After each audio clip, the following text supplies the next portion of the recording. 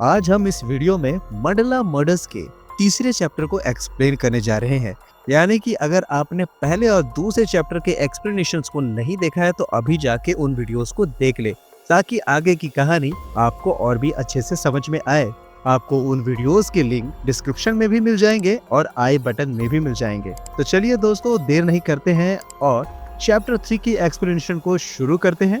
Hello watchers, मैं हूं अनुराग और आप देख रहे हैं वॉच ऑन पॉइंट। तो चैप्टर 3 की शुरुआत होती है और हमें शास्त्री जी के परिवार को दिखाया जाता है, जिनमें केवल्य शास्त्री और उनकी पत्नी कालिंदी को दिखाया जाता है। दोनों ही सूरज उगने से पहले जागते हैं, पूजा करते हैं और यहाँ पे शास्त्री जी को मौत की छाया दिखती है, जिसे वो अपनी पत्नी कालिंदी को भी बताते हैं।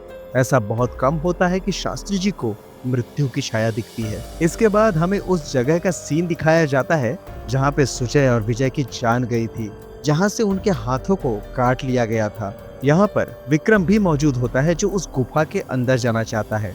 फोटोग्राफर बताता है कि तुम अंदर तो जरूर जा सकते हो, लेकिन तुम्हें वहाँ कुछ दिखाई नहीं देगा।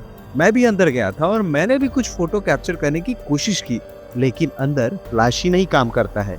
जिसके बाद विक्रम उस गुफा के अंदर जाता है। वहाँ पे वो एक मानव शरीर के चित्र को देखता है। विक्रम दरअसल माचिस की तीली जला के ये सब कुछ देख पाता है। दूसरी तरफ हम देखते हैं अनन्या भारद्वाज को, जो अपने प्रचार में लगी हुई थी, क्योंकि उसे हर हाल में इलेक्शन जीतना था। अब कल रात जो कुछ भी हुआ, उसके बाद रिया लोगों से पूछताछ करने लगती है। सबसे पहले वो बिरजू से पूछताछ करती है, क्योंकि पहला सस्पेक्ट बिरजू ही था। रिया यहाँ बिरजू से पूछती है कि आखिर उसने वहाँ क्या क्या देखा, क्या उसने हत्यारे का चेहरा देखा, लेकिन बिरजू बताता है कि हत्यारे ने अपना चेहरा नकाब से ढका हुआ था। इसके बाद रिया अनन्या को बुलाती है और उससे भी पूछताछ करती है, क्योंकि उस ब्रिज पे अनन्या रिया को छोड़ के भाग गई थी। अनन्या कहती है कि वो पुलिस को बुलाने गई थी, उन्हें इन्फॉर्म करने गई थी, लेकिन ऐसा कुछ भी नहीं हुआ था, क्योंकि अनन्या ने किसी को इन्फॉर्म किया ही नहीं था। ऐसा अनन्या ने इसलिए किया था क्योंकि अगर रिया मारी जाती तो अनन्या को ही फायदा होता, क्योंकि उसके बाद सुजय और विजय उसके इलेक्शन में टांग नहीं अड़ा पाते। इसके बाद रिया विक्रम से पूछताछ करती है। वो उससे पूछती है कि आखिर घनी रात में वो वरुणा के जंगल में क्या कर रहा था। विक्रम बताता है कि 20 साल पहले उसकी माँ गायब हुई थी और उसने कुछ इन्वेस्टिगेशन के जरिए पता किया था कि वरुणा के जंगल से ही उसकी माँ का सीधा कनेक्शन है। वो वहीं से गायब हुई थी, लेकिन रिया का कहना होता है कि 20 साल बाद वो वरुणा के जंगल में इन्वेस्टिगेशन करने क्यों गया। तो विक्रम बताता है कि देखिए, मैं एक पुलिस वाला हूँ और चरणदासपुर में ही रहता हूँ। आपको मेरी जो भी मदद चाहिए मैं जरूर करूंगा, लेकिन अगर आप मुझसे इस तरह के सवाल पूछेंगे तो मैं आपको जवाब नहीं दे पाऊंगा। इस मर्डर इन्वेस्टिगेशन में मैं आपके बहुत काम आ सकता हूँ। इसके बाद विक्रम उसे वो सिक्का भी देता है जो उसके माँ के बटुए से मिला था। जिसके बाद हम पुलिस स्टेशन में देखते हैं कि शास्त्री जी पहुंच जाते हैं। दरअसल वो रिया को कुछ बताने आए होते हैं। शास्त्री जी बताते हैं कि आज सुबह उन्होंने मृत्यु की छाया देखी है। जो कुछ भी वरुणा के जंगल में हुआ था वो सब कुछ शास्त्री जी ने अपनी आंखों से देखा है। हालांकि उन्होंने उस किलर को नहीं देखा, क्योंकि उसने नकाब पहना था। दरअसल शास्त्री जी छाया का अध्ययन करते हैं, जिस वजह से उन्हें सारा नॉलेज है और वो छाया अध्ययन की शैली भी बहुत सारे लोगों को सिखाते हैं। शास्त्री जी को छाया विद्या के बारे में बहुत कुछ मालूम है और वो उसके उपासक भी है। लेकिन शास्त्री जी यहाँ रिया को ये बताने आए हैं कि अगली मृत्यु उनकी खुद की, यानी कि शास्त्री जी की होने वाली है। वो बताते हैं कि इसके बारे में मुझे मेरे दोस्त जमी खान ने बताया है। जमी खान दरअसल यहाँ हो रही हत्याओं पर अध्ययन कर रहे होते हैं, जिससे उन्हें मालूम होता है कि अगली हत्या सोनक की होने वाली है। सोनक का मतलब होता है गुरु या उस्ताद, और मैं गुरु हूँ, क्योंकि मैं लोगों को छाया विद्या सिखाता हूँ, इसीलिए अगली मृत्यु मेरी होने वाली है। तभी शास्त्री जी की पत्नी कालिंदी वहाँ आ जाती है।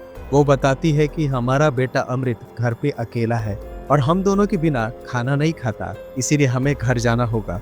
जब शास्त्री जी ने जमी खान के बारे में रिया और विक्रम को बताया तो विक्रम तुरंत जमी खान के यहाँ मिलने चला जाता है।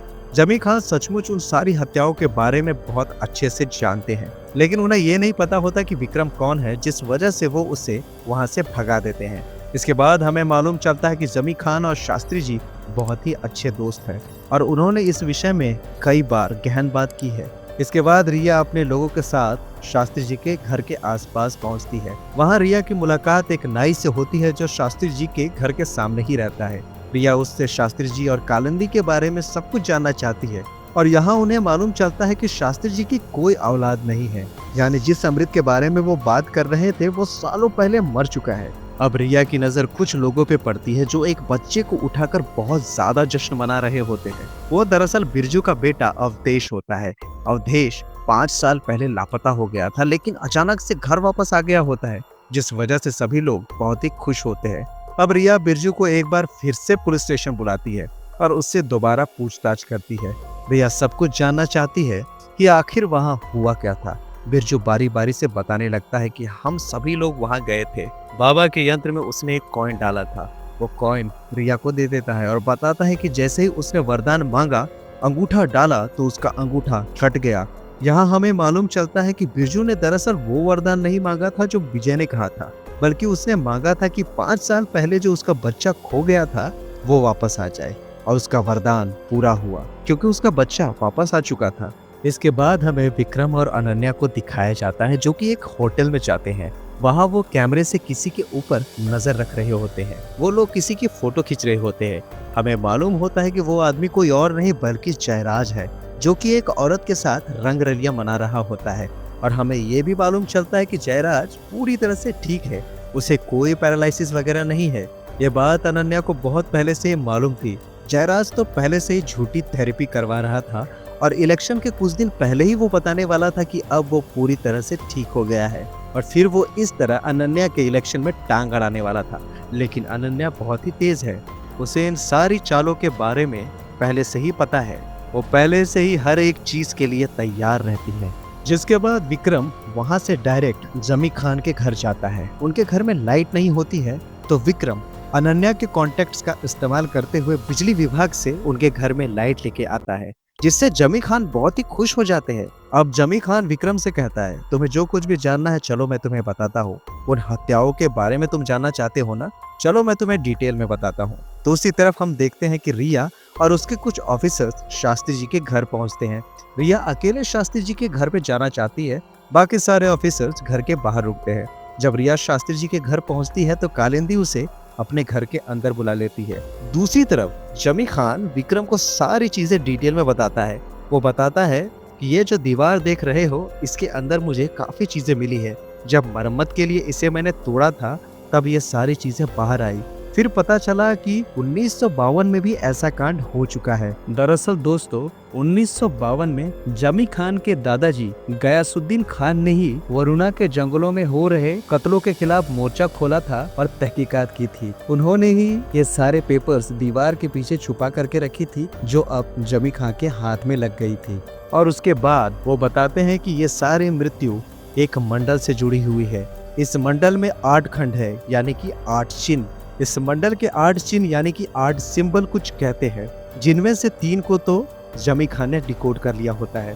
पहले सिंबल का मतलब होता है दृश्यरति का धड़, यानी कि अभिषेक को मारा गया तो उसका सिर्फ धड़ ही गायब है, बाकी पूरा शरीर उन्हें मिल चुका होता है।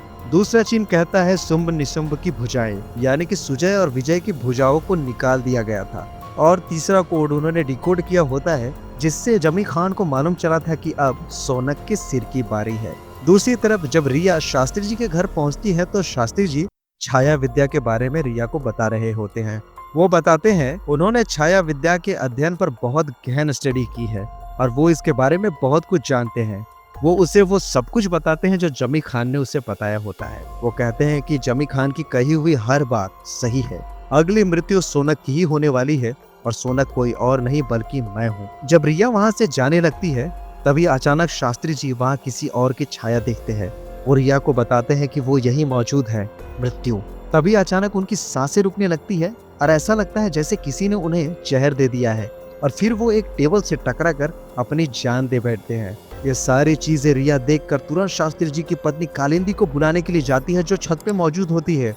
जब रिया छत पे पहुंचती है तो वो देखती है कि कालिंदी का सिर उसकी बॉडी से गायब है। ये देखकर वो पूरी तरह से हैरान हो जाती है। और इसी सीन के साथ दोस्तों चैप्टर 3 यहीं पे खत्म होता है।